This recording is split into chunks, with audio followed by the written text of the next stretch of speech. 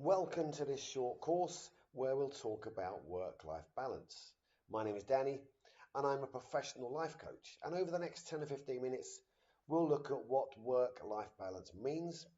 I'll talk about what the signs are to look for regarding having a poor work-life balance and what the benefits are of having a good work-life balance. We can also discuss what tools you can use to start building a better work-life balance. Stay until the end as there is a great free offer for you. So if you're ready, let's jump straight in. You've most likely heard the term work-life balance. Many of us use it to describe having more time with friends or family. The definition in the Oxford Dictionary is the division of one's time and focus between working and family leisure activities. I'd add to this and say that work-life balance is the ability to find a balance between the demands of work and your personal life. It's about feeling content and fulfilled in both these areas of your life, not just feeling overwhelmed or having sacrificed one for the other. So why is having a good work-life balance important, and why should we care about it? Well, it's important for many reasons. It can improve your overall well-being, including the physical, emotional, and mental health. It will help to reduce stress and anxiety at home and at work.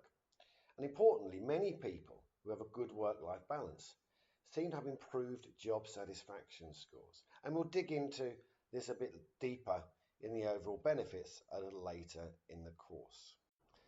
Understanding what work-life balance is one thing, of course. Recognizing the signs in ourselves is another. A few things that your friends, colleagues, family, and you might recognize as suffering from a poor work-life balance could be things such as working long hours, including weekends and holidays, without giving enough time to rest.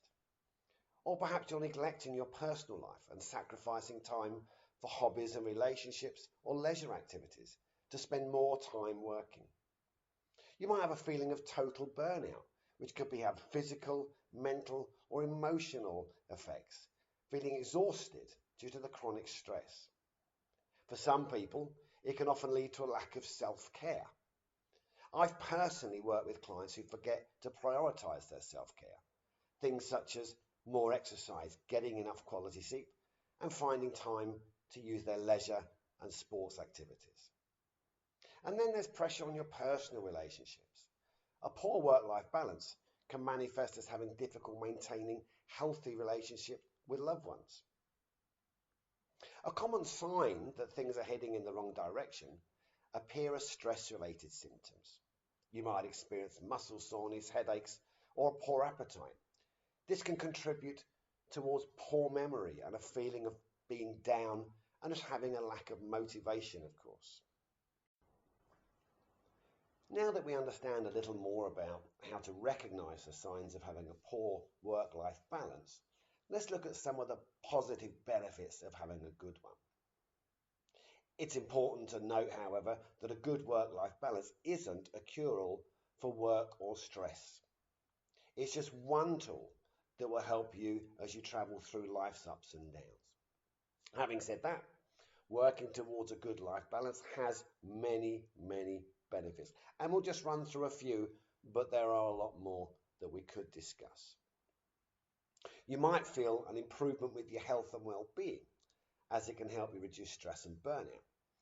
So by looking after the time management, giving yourself permission, giving yourself boundaries, which we'll talk about later, that will all allow extra time for self-care and exercise. Whether you work from home or the office, many of my clients see an increase in productivity and efficiency if they have a good work-life balance. When you're less stressed, you're likely to be more productive and efficient as well, again giving you a good feeling. When we are mentally and physically more balanced, we have more time for personal growth. This makes perfect sense. It's a great time to give you time and build on your time to learn new skills, perhaps take up a hobby, or simply just read a book. And when we succeed in getting that right balance, we can feel more in control of our working life. For those of you that might be a business owner or a manager, ensuring that your staff are leading a more balanced life will bring better results for you and the company. Staff often feel a greater job satisfaction, and satisfied staff tend to be more committed to the job, of course. There's quite often a reduction in sickness and absenteeism at work with staff, with many people finding more opportunities for personal career growth, development, and a feeling of personal wellness. So having a good work-life balance, not just for yourself, but for those around you, brings benefits all over. Congratulations for staying on board with the course. We're halfway through and the best is still to come for you. But remember, watch until the end as there is a free giveaway offer for you. But before we dive into the next slide, remember this: Rome wasn't built in a day. In other words, don't try to make all of the changes at once. I wouldn't have had the success that I've had as a life coach if I expected my clients to change everything in one day. But making small changes each day or each week can have significant results over the following months for you. So let's dive into the next slide and talk about change. Okay, so now that we have a pretty rounded understanding of what a good or bad work-life balance might feel like, let's delve into what steps you can take to make sure that you're working towards achieving that goal. To start your journey of change to build a better work-life balance, it's a good idea to understand what changes you can make immediately and what ones will take a while. Most of my clients' number one challenge is switching off from emails, especially the work emails. If this sounds like you, see if you could possibly set a personal rule not to look at emails after whatever time in the evening suits you. Maybe after dinner, maybe when you're sat with your partner or your children, whatever that time is, try not to then use the phone after that. And perhaps at weekends, maybe protect your weekends and make them a work email free zone. Of course, this will be job specific, but consider when you actually need to check your email. Setting those boundaries both at work and at home can give you a sense of order and clarity, and which in return reduces stress. For example, if you decide to keep a bedroom for relaxing and sleeping rather than emailing or work calls, that's setting a boundary. Or perhaps ensuring that your lunch break is taken away from your workplace. A great time perhaps to have a 30-minute walk in the fresh air. Setting those rules and those boundaries for yourself in turn reduce stress. Try making time for a little exercise each day, even if it's just 10 minutes in the morning or evening. It can make such a difference to your mental and physical well-being. And there are tons of great short YouTube exercise videos online to choose from. Head over and find them and try and build that 5 or 10-minute exercise routine into your daily life. And of course, we all know the advantages of having a healthy diet. Not snacking on the wrong foods at the wrong times, eating too late before we go to bed. So why not work towards having a weekly non-meat day perhaps, or not eating after 7:30 p.m. rule perhaps. This helps with your sleep, which in turn will make you feel more refreshed when you wake up. Feeling more refreshed, again, gives you a better state of health. I talk a lot about mindfulness with my clients and when I'm coaching, and there are mindfulness videos you may have found of mine, to help them to achieve a balance in their daily life. Now, mindfulness or meditation shouldn't be scary, but it's been shown to really help reduce stress, improve focus, and enhance your emotional well-being too. So again, if you get the opportunity, bring mindfulness into your daily life. And if you look at the end of this video, you'll find a free download of my latest mindfulness and meditation for beginners book.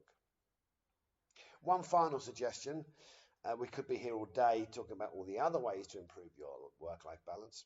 So one final suggestion is to spend more quality time with friends and family and loved ones.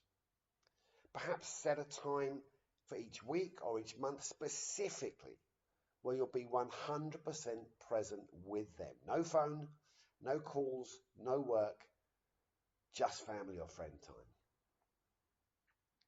And of course, in your workplace, they can also help you to improve your work-life balance. Managers and business leaders could perhaps encourage a culture of openness, offering flexible or remote working. Perhaps they could train other managers to spot staff who are under stress.